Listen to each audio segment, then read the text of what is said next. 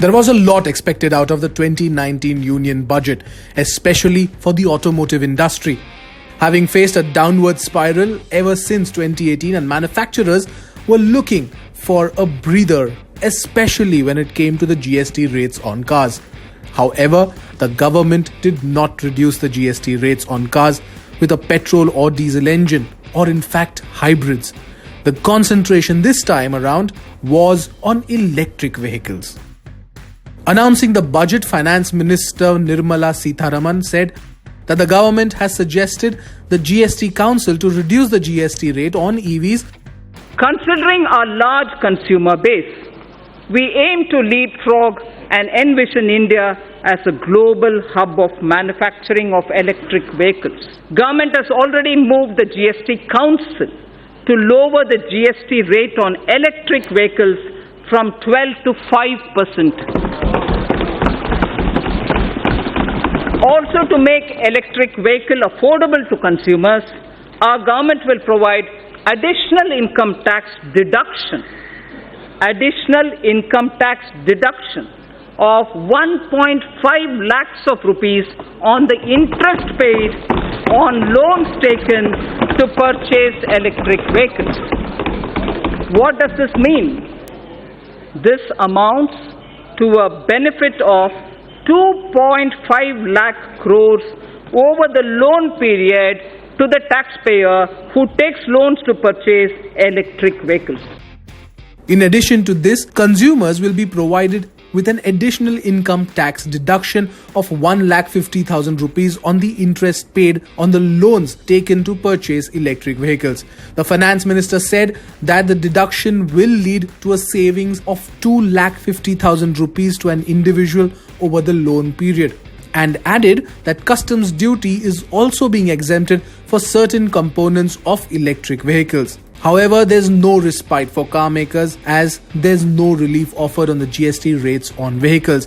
In fact, the finance minister added special additional excise duty and road cess on petrol and diesel by 1 rupee per litre each, saying lower crude oil prices provide her with an opportunity to review taxes on the sector.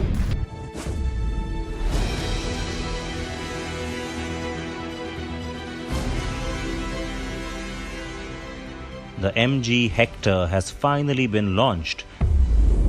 The Hector sells as the Baijun 530 in China, the Wuling Almaz in Indonesia, and Chevrolet Captiva in Latin America.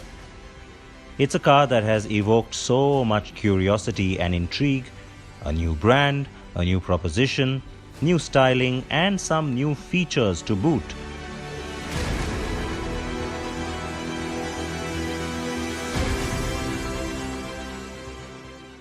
This car is not really about its really attractive face and good looks. It's not really about its performance. What it's really about is all the tech that's inside, because it does set new benchmarks.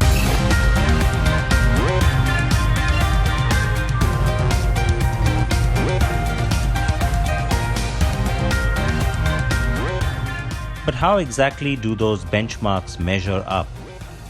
Now the prices are out and the car is priced quite attractively. Better than what most expected, though not quite as aggressive as some had hoped. And here we are showing you a segment comparison, and also one against the best-selling compact that the Hector prices also managed to attack. And that's the smaller Hyundai Creta. But those prices indicate that the closest rival, as we have been saying for some time now, is the Tata Harrier.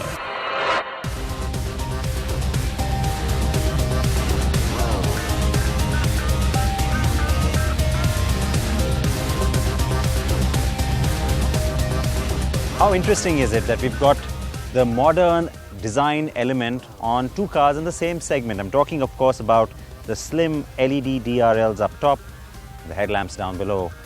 Until the next generation of the Hyundai Tucson comes around a few years later and joins this party, it's only going to be these two that have that kind of styling. Now, which car looks better is totally up to you, though I have to say, in terms of proportion and also in terms of being younger and sportier, the Tata Harrier certainly has that presence. But in terms of being a little more plush and upmarket looking, it's got to be the Hector. And so, depends which one you like better. What's really nice though is that you've got two distinct characters despite that kind of styling. The Hector's small wheels do look odd proportionately, while the Harrier looks ready for action. Both cars get a gorgeous rear end though. The Harrier has been generating much hype and interest before its launch. Post-launch things have been comparatively muted. Its styling is its biggest winning factor. And on the inside too, it does impress those who expect very little from Tata. But it's more in terms of what's listed on paper rather than the actual layout that will impress you.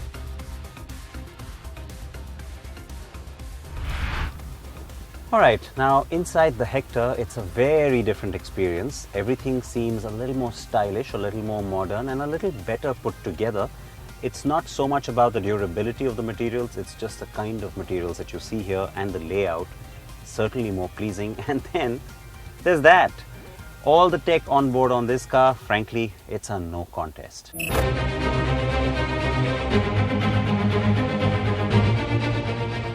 Yes, that tech on board is also shamelessly emblazoned on the car's body.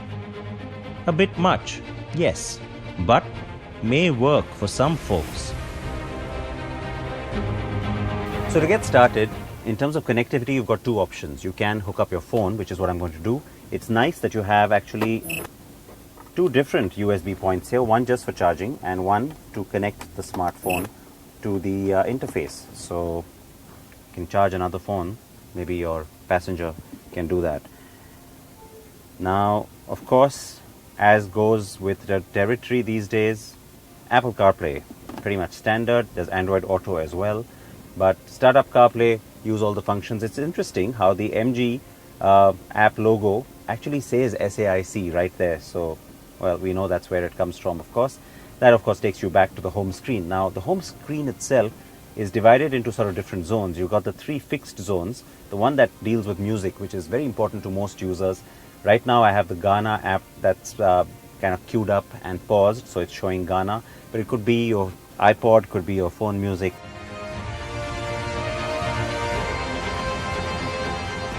The little home screen button takes you back. It also shows you where you are. It also shows you the outside temperature and, of course, the network time. And also your 4G signal strength, which is important. Now, when you get into the car for the first time, well, let's do that.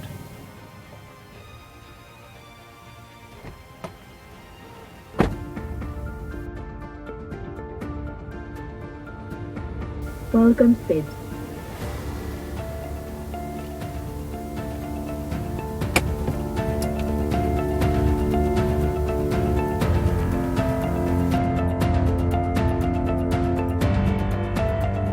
Now I bet you want to see how that embedded SIM on the Hector really works.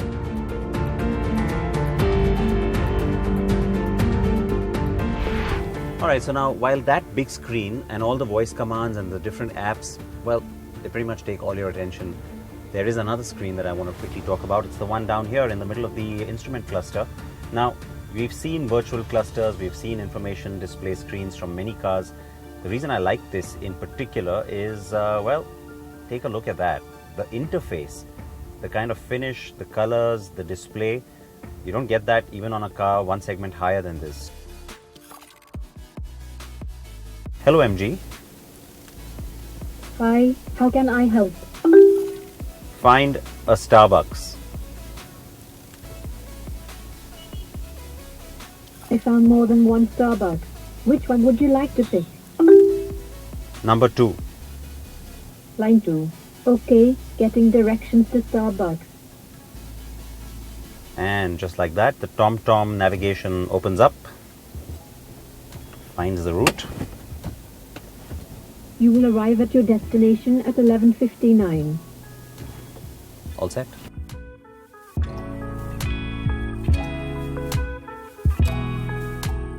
So that's everything when it comes to the screens in the car, but then there's the other screen that's in your hand. Now this, of course, should not happen when you're driving. It's the MG iSmart app, and it is a whole bunch of things again that get controlled through the app. Now, the most important, besides all the different things like setting your profile and putting in your journey, so you can do that ahead of the time, sends that information straight to the navigation system that way. You can also geofence, and that means that you can control where the car goes when you're not in it, in the sense that if somebody else is using it, especially a driver driving your kids maybe, well, then you can decide what sort of radius the car should not move out of. If it does, you get a notification alert straight away. That's how geofencing works. So right now I've just put in a 35 kilometer radius fence, and yeah, it's already set. But besides all of that, you also have the remote control. So when you're not in the car, you can actually lock or unlock it. You can open the tailgate, you can open the sunroof, or close all of those things as well. And it also tells you what sort of driving range you have left. I have 574 kilometers right now. You also have a notion of how much fuel is left in your tank. I've got 81% fuel. And you can also find your car. So if you park it and forgot where you parked it, well, you can find it and then find your way to it. So yeah, all of that I think is certainly a good amount of power to have in your hands, and more cars will have this going forward.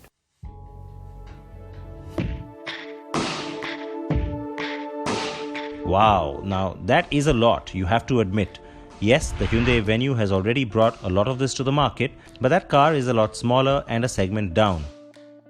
Until Hyundai ups the ante on the bigger SUVs, namely the Creta or Tucson, and until the Kia Seltos arrives in August, the Hector has it made. The Tata Harrier also gets a touchscreen, a much smaller one, now with Apple CarPlay and Android Auto.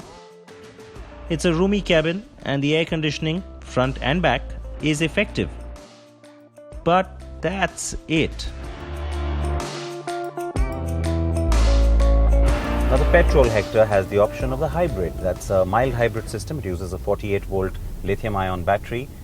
The car I'm driving has it. And while you don't really have any apparent difference in driving terms, because, well, it's not like a typical hybrid where you see all of the different output in terms of electric power versus gasoline power. The difference here is that it actually helps things along on two counts. The first, of course, the obvious one, which is it makes the car more fuel efficient. How much more fuel efficient? Well, 12% more than the standard petrol. And the other thing it does, which is interesting, is it also stores some of the power that gives you extra torque when you need it. So especially if you're in a high-speed situation or a tough situation on a highway, or the car will sense that it requires that little extra burst of torque, and you get 20 Nm more torque when you need it. So that's the function of the hybrid system. And 12% more on fuel efficiency alone is enough to say that it's a good thing. But it's not the most electric drive, pardon the pun. The car handles poorly and has a lot of body roll at higher speeds. It will all seem pretty good in city usage though by comparison. Everything on the Harrier feels a little bit clunky, a little bit dated, and unfortunately the engine comes across as a little bit unrefined too. It does the job, but it's just too noisy, and a lot of that noise permeates into the cabin. The fact that you don't get a petrol, the fact that you don't get an automatic, big sore thumbs for this segment. So what's redeeming then about the Harrier? The fact that it uses a Land Rover platform. That comes through in the ride and handling straight away and is a bit of an edge over the rivals.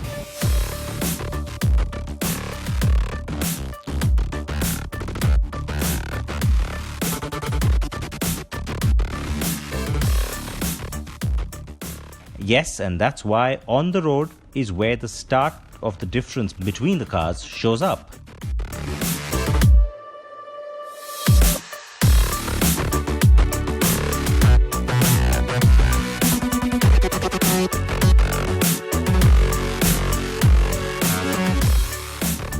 The one thing I do have to say though is, and I guess what would be the Achilles heel of the Hector is ride quality. It does come across as a little bit wanting in that department because, well, the suspension is not as plush as you would have liked, especially for a car of this size, and also given the kind of expectations people have from cars in this segment.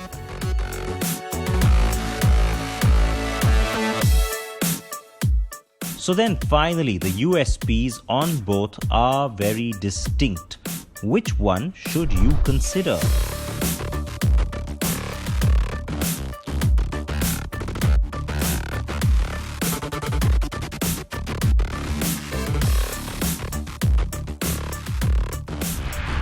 It's got the sex appeal, it's got the attitude. The Tata Harrier is certainly a car that's impressed us, especially when you compare some of the previous SUVs coming from Tata. No doubt about it. But just in terms of the equipment, in terms of all the features, the fact that you get a petrol, the fact that you also have the smart hybrid and you have an automatic option, the MG Hector, throw in those compelling prices and it just becomes an immediate winner.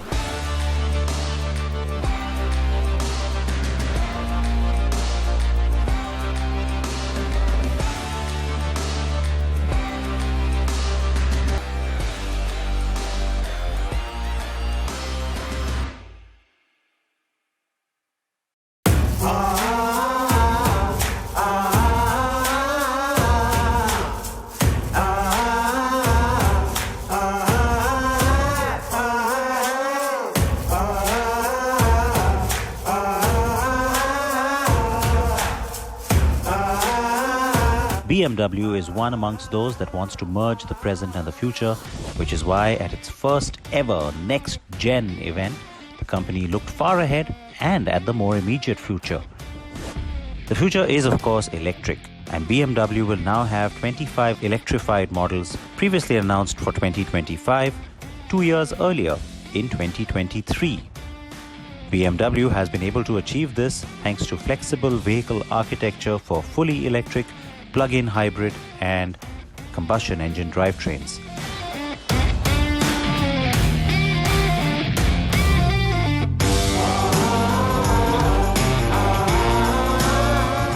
The company also says that more than half of the 25 models will be fully electric. The big showcase at NEXTGen were two of its future model concepts. The first is a prelude to the future of the M Performance division.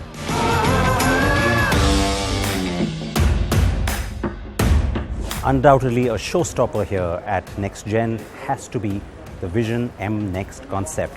Now, this is all about future mobility, of course, in line with the rest of the theme, but this is also all about performance while staying fully electric.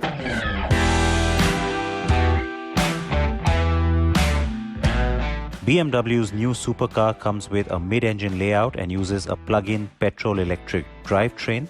The petrol engine is a newly developed turbocharged 2-litre 4-cylinder unit, which when combined with the two electric motors gives you an output of 600 horses. It gets an all-electric range of 100 kilometers. 0 to 100 kilometers per hour is done in 3 seconds and top speed is rated at 299 kilometers per hour.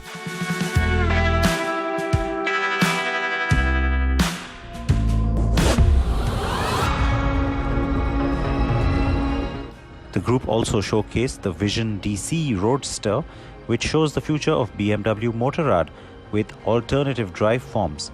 The bike uses a vertically fitted, longitudinally oriented battery, and that's mounted in place of the conventional engine.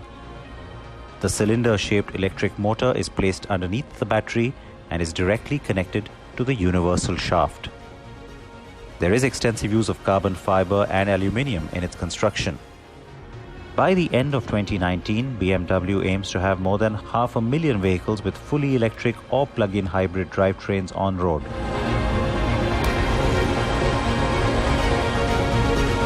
Within 2 years, it will offer 5 fully electric series production vehicles alongside the BMW i3. NEXTGen also marked the global premiere of some production models.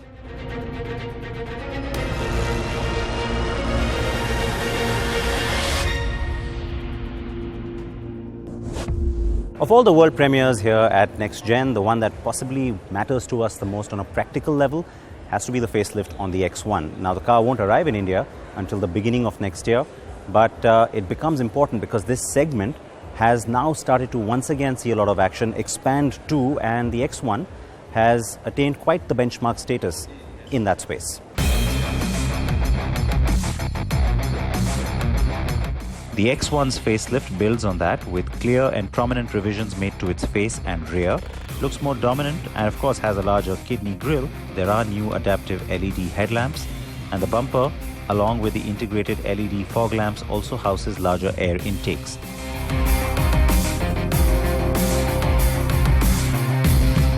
Inside you get a 6.5-inch screen, which is standard, and you can also opt for the 8.8-inch or 10.25-inch touchscreen, which can be operated with the new iDrive. India is likely to get the 2-litre petrol and diesel powertrains.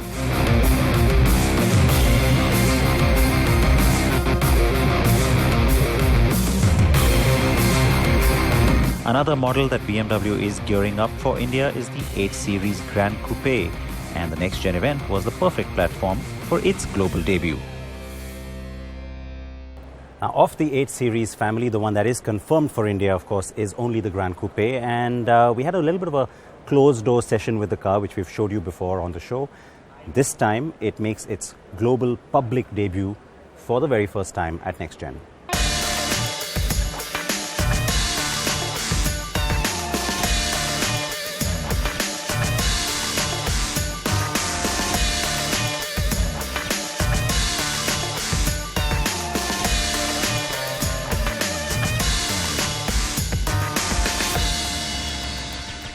So mechanically, the car remains pretty much the same, but of course there are some very obvious differences, both in terms of styling and of course physically in terms of dimension as well. Back at the NEXTGen event, also making their public debut were the brand new M8 Coupe and convertible models. Design-wise, the M8 family has a few modest touches that are different, notably the aggressive fascia and the blacked out treatment for the big kidney grille.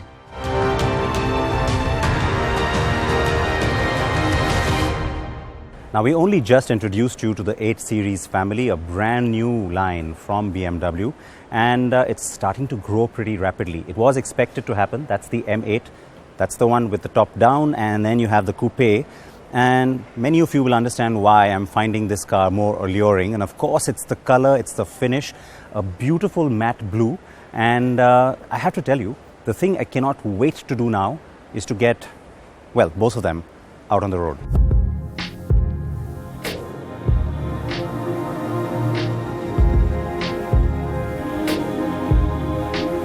I am assured that will happen soon, so here's hoping.